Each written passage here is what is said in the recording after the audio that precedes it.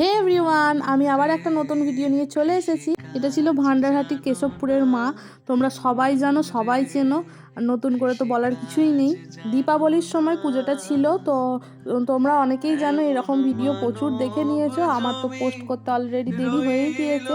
আর অনেক দিন ধরেই যাওয়ার ইচ্ছা ছিল, কিন্তু ওই যে মা যতক্ষণ না টানাবে ততক্ষণ তো যেতে পারবো না।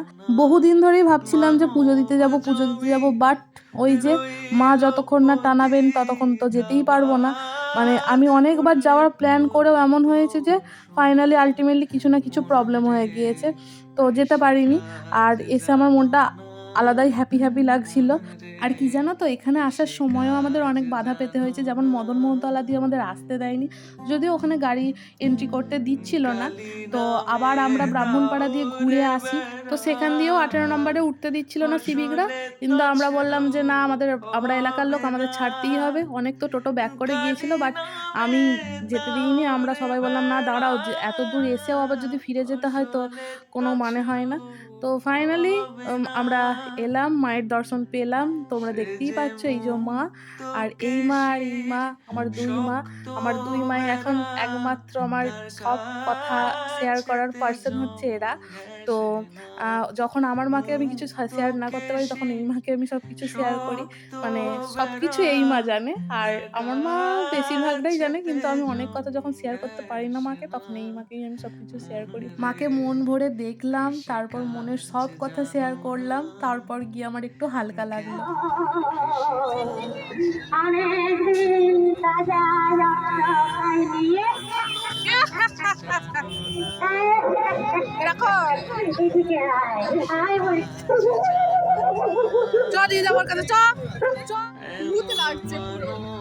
এখানে পুজো টুজো দিয়ে আমরা একটু লাইভ দেখতে বেরিয়েছিলাম। অনেক দূর হাঁটাহাঁটি করার পর আমরা ডাল বড়া কিনে খেতে খেতে যাচ্ছিলাম। ফুচকাও খেয়েছি, সেগুলো আর তোমাদের সাথে শেয়ার করলাম না।